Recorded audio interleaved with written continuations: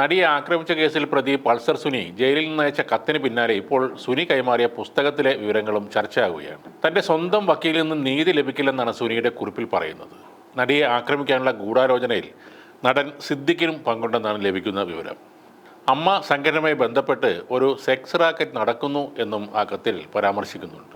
നടിയെ ആക്രമിച്ച കേസിലെ പ്രതി പൾസർ സുനി കുറ്റക്കാരനാണെന്ന് നേരത്തെ കണ്ടെത്തിയിരുന്നു.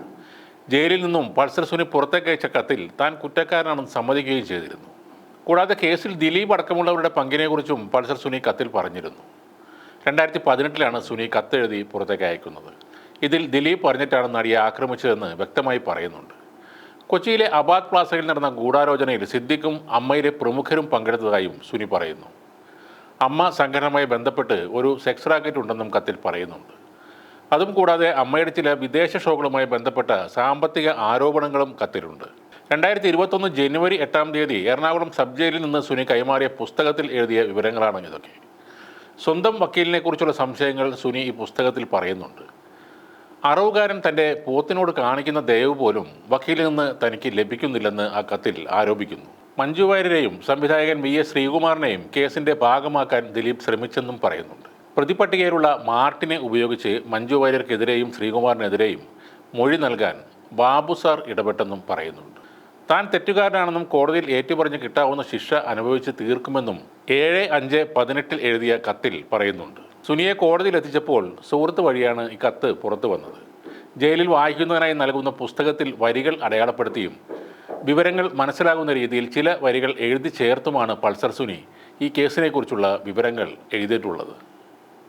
മറ്റൊരു കാര്യം, സുനി ലീഗൽ സർവീസ് സൊസൈറ്റിയുടെ സഹായത്തോടെയല്ല ഇതുവരെയും ജാമ്യാപേക്ഷയുമായി കോടതിയിൽ എത്തിയത് എന്നതാണ്.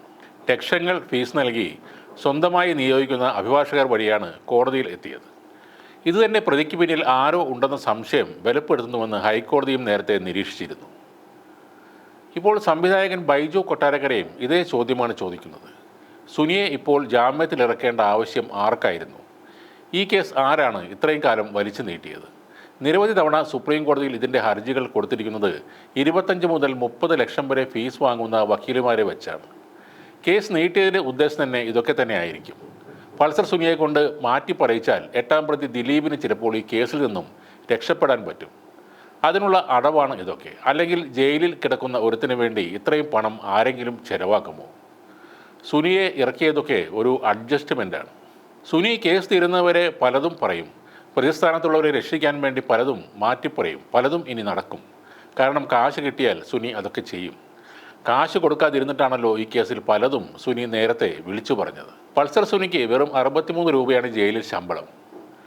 250 രൂപ അക്കൗണ്ടിലേക്ക് ഇടാൻ ഫോൺ ചാർജ് ചെയ്യാൻ വേണ്ടി തടവുകാരനോട് പറഞ്ഞ ആളാണ് ഈ സുനി.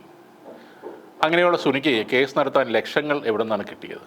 പൾസർ സുനിയെ ജയിലിൽ നിന്നും ഇറക്കാൻ സാമ്പത്തികമായി ഉയർന്ന നിലയിൽ പ്രതിസ്ഥാനത്ത് ഉള്ളൊരാൾ ദിലീപ് മാത്രമാണ്. സുനി പുറത്തിറങ്ങിയാൽ ദിലീപിന് 2 ഗുണം.